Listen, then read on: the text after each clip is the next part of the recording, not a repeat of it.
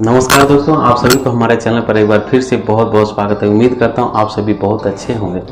आज के इस वीडियो में हम आपके लिए एक बहुत ही बेहतरीन जानकारी को लेकर आए हैं कि किसी भी प्रॉपर्टी का जब आप खरीदारी करते हैं तो उसको लीज पर खरीदने का क्या क्या प्रक्रिया है, या तो रेंट पर खरीदने का क्या क्या प्रक्रिया है। जब आप कोई भी प्रॉपर्टी को लीज पर लेते हैं तो उसमें क्या क्या फ़ायदे हैं, और जब आप रेंट पर लेते हैं तो उसके क्या क्या फ़ायदे हैं।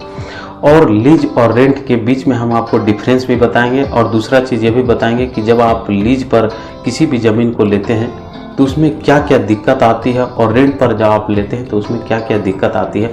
और इसकी पूरी डिटेल जानकारी इस वीडियो में हम लेकर आए हैं, तो वीडियो को शुरू से लेकर लास्ट तक आप जरूर देखिएगा, तब आपको पूरी जानकारी मिल पाएगी दोस्तों। तो चलिए वीडियो को शुरू करते हैं।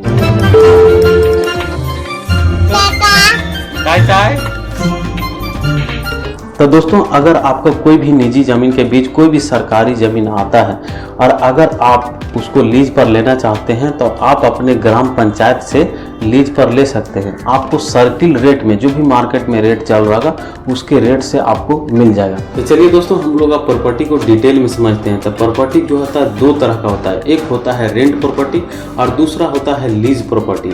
तो लीज प्रॉपर्टी हम लोग जिसको बोलते हैं वो होता है लंबे समय के लिए लेना, और जो फ्री होल्ड प्रॉपर्टी होता है वो बहुत ही कम समय के लिए लेना होता है। तो लीज प्रॉपर्टी में क्या होता है दोस्तों कि आप 99 साल तक के लिए ले सकते हैं, और जो फ्री होल्ड प्रॉपर्टी है जिसको बोलते हैं रेंट पर लेना, वो बहुत ही कम समय के लिए होता है, लघु समय के लिए होता है। जैसे कि आप 2 दिन के लिए, 4 दिन के लिए, 1 महीना के लिए, 2 महीना के लिए, टोटल आप 11 महीना तक के लिए कम से कम ले सकते हैं दोस्तों। तो दोस्तों, जब आप कोई भी प्रॉपर्टी को लीज पर लेते हैं तो आपका फुल मेंटेनेंस का जिम्मेवारी आप ही के ऊपर रहता है कि, और अगर आप जितने भी दिन के लिए लेते हैं, मान लीजिए आप 10 साल के लिए लिए लीज पर, तो आपका जितना भी टोटल जिम्मेवारी है मेंटेनेंस का वो आप ही के ऊपर होता है। और दूसरा चीज़ क्या है दोस्तों कि लीज पर लेते टाइम जितने भी सारे उसका सामान का किराया है वो आपसे पहले ही ले लेता है। तो दोस्तों, जो भी आप रेंट पर लेते हैं तो उसमें जो भी किराया, जो भी चीज़ों का आपका किराया लगा होगा,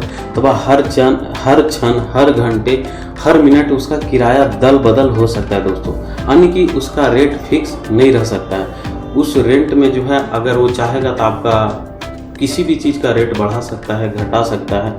ये चीज़ उस मालिक के प्रॉपर्टी के ऊपर निर्भर करता है दोस्तों।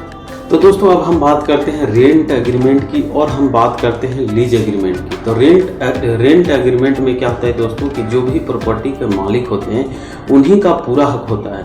अगर वह चाहेंगे तो आपका जो भी एग्रीमेंट है उसको शॉर्ट टाइम में ब्रेक करके आपको हटा सकते हैं। बशर्ते बात ऐसा है दोस्तों कि जैसे कि रेंट का जो भी प्रक्रिया है, जो लीज का प्रक्रिया है, तो रेंट में ऐसा प्रक्रिया है कि जैसे कि अगर आपका विचारधारा या तो आपको किसी भी तरह का, आपसे और उनका अगर किसी भी तरह का अच्छा बर्ताव नहीं रहा, या तो उस प्रॉपर्टी के मालिक का मन अगर ऐसा किया कि इसका ये रीज़न है, अगर वो हटाना चाहेगा तो आपको हटा सकता है दोस्तों। तो जो भी रेंट दाता होते हैं, जो भी प्रॉपर्टी के मालिक होते हैं, वह उन्हीं के ऊपर निर्भर करता है कि यदि वो रखना चाहेंगे तो आपको रख सकते हैं, अगर वह नहीं चाहेंगे तो वो आपको नहीं रख सकते हैं। और रेंट में दोस्तों मानक निर्धारित नहीं होता, यानी कि कोई भी सरकारी तरफ से मान्यता प्राप्त ऐसा नहीं है कि आप रेंट पर लिए हैं, अगर वो आपको हटाए तो उस पर आप कोई भी कार्रवाई कर सके। वो मालिक के ऊपर, उसके विचारधारा के ऊपर, अगर वो रीज़न देगा कि इस तरीके यह रीज़न है इसका, हम इसको नहीं रहना चाहते हैं, इसको हटा देते हैं, तो उसमें कोई भी सरकारी तरफ से मान्यता उसको नहीं मिला हुआ है कि वह ज़बरदस्ती वहाँ रह सके। तो रेंट में ये चीज़ है दोस्तों, इसका यही सार है कि इसमें एक किराएदार होता है और एक मकान मालिक होता है, कि मकान मालिक ही के ऊपर निर्भर करता है कि हम इसको रहने दें या तो नहीं रहने दें। तो यही होता है रेंट एग्रीमेंट। तो दोस्तों, अब हम लोग लीज एग्रीमेंट की बात करते हैं। तो लीज एग्रीमेंट में 2-4 फायदे हैं दोस्तों। तो लीज एग्रीमेंट में होता क्या है कि लीज एग्रीमेंट में प्रॉपर्टी के मालिक को बोला जाता है पट्टेदार, और जो प्रॉपर्टी खरीदने वाला होता है उसको बोला जाता है पट्टेदाता। तो दोस्तों, लीज एग्रीमेंट में एक फ़ायदा बहुत ही अच्छा ये है कि जितने भी साल के लिए आपके साथ एग्रीमेंट किया जाएगा तो वह उतने साल के अंदर आपको वो नहीं हटा सकता है। अगर आपको समय से पहले वो हटाता है तो उस पर जुर्माना लग सकता है दोस्तों, क्योंकि जो लीज पर जो भी एग्रीमेंट की जाती है तो इसमें सरकारी एक्ट भी लागू है। S-19 धारा के अंतर्गत इसको लिया जाता है दोस्तों। और दोस्तों लीज पर जब आप कोई भी प्रॉपर्टी को खरीदते हैं तो आखिरी समय तक जितने भी साल के लिए आप लिए हैं उतने समय तक उसका नियम और शर्तें कभी भी नहीं बदलता है दोस्तों। यानी कि कहने का मतलब है कि जो हम रेंट के बारे में आपको बताए थे कि रेंट में जब आप किसी प्रॉपर्टी को खरीदते हैं तो उसका घंटा में, महीना में उसका जो भी चीज़ें का किराया है वो घट बढ़ सकता है। लेकिन जब आप लीज पर किसी भी चीज़ को, प्रॉपर्टी को खरीदते हैं तो जितना भी पैसा लगेगा आपका एक ही बार में लगेगा, वह दोबारा पैसा का मांग आपसे नहीं कर सकता है। जो भी लेना होगा वो आपसे एक ही बार ले लेगा। तो ये होता है लीज प्रॉपर्टी को फायदे। तो दोस्तों अब आपको थोड़ा सा शॉर्ट जानकारी दे देते हैं कि रेंट एग्रीमेंट जो होता है बहुत ही कम समय के लिए होता है और जो लीज एग्रीमेंट होता है वह लंबे समय के लिए होता है। और जो रेंट एग्रीमेंट होता है दोस्तों, तो जो भी प्रॉपर्टी का मालिक होता है उसका ही पूरा हक होता है। और जो लीज एग्रीमेंट होता है तो जो भी प्रॉपर्टी खरीद लेता है, जो पट्टेदाता होता है, उसका फुल मालिकाना होता है। यानी कि रेंट में टोटल मेंटेनेंस जो है सो मकान मालिक का होता है और लीज में टोटल मेंटेनेंस पट्टेदाता का होता है। जो भी प्रॉपर्टी को खरीदता है उसका टोटल भार रहता है। और दूसरा चीज़ क्या है दोस्तों कि रेंट में आपको अगर चाहेगा रेंट मालिक तो आपको हटा सकता है समय से पहले। और लीज प्रॉपर्टी में क्या होता है दोस्तों कि समय से पहले उसको नहीं हटाया जा सकता है। यानी कि प्रॉपर्टी का मालिक आपको समय से पहले बिल्कुल भी नहीं हटा सकता है। तो दोस्तों उम्मीद करते हैं कि यहाँ तक जितनी भी सारी आपको जानकारी दी, यहाँ तक की जानकारियाँ आपको समझ में आ गया होगा। अब दोस्तों का सवाल है कि लीज पर ज़मीन क्या चल रहा है, कैसे लें नहीं लें, तो इसके बारे में भी आपको हम वेबसाइट भी बताएंगे। दोस्तों जब आप कोई भी प्रॉपर्टी को खरीदते हैं, चाहे वो सरकारी ज़मीन हो या तो कोई भी प्रॉपर्टी को जब आप खरीदते हैं तो उसमें जो है जो भी क्षेत्र में आप खरीदते हैं वहाँ का रेट आपको मालूम करना होगा दोस्तों। ये नहीं कि हमने वीडियो में कुछ बोल दिया तो वही आप मान लीजिए, ऐसा कुछ बात नहीं है दोस्तों। उसके लिए आप वहाँ के जिस भी क्षेत्र में है, तो अगर आपको कोई भी सरकारी प्रॉपर्टी खरीदना है तो वहाँ जाके ब्लॉक में आप पता कर सकते हैं, वीडियो से मिल सकते हैं।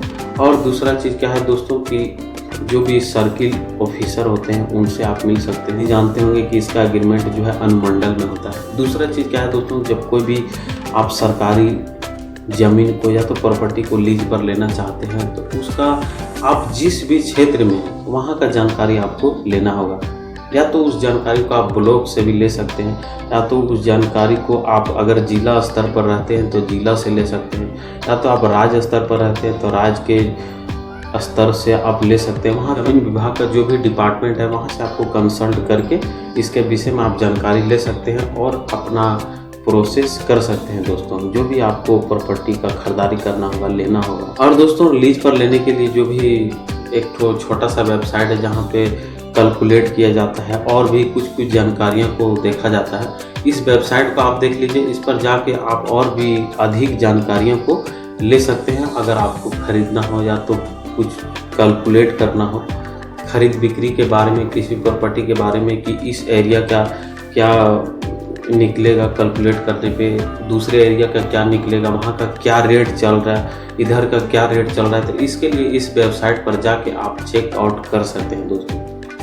तो उम्मीद करते हैं दोस्तों यह जानकारी आपको पसंद आई होगी। और इस विषय पर और जो भी जानकारियां हैं दोस्तों, तो जब और भी जानकारी हमारे पास आएगी तो हम आपसे शेयर जरूर करेंगे दोस्तों। अभी तक इतना ही जानकारी हमारे पास था तो इस जानकारी को आपको दिए, और भी इसके विषय में हम जानकारी अभी कलेक्ट करने में जुटे हुए। और भी जब पूरी डिटेल जानकारी हमको मिलेगी कि इसमें क्या कागजात, क्या डॉक्यूमेंट और क्या क्या इसका और भी जितने सारे प्रोसेस हैं, इसके विषय में हम आपको जानकारी नेक्स्ट वीडियो में जरूर देंगे दोस्तों।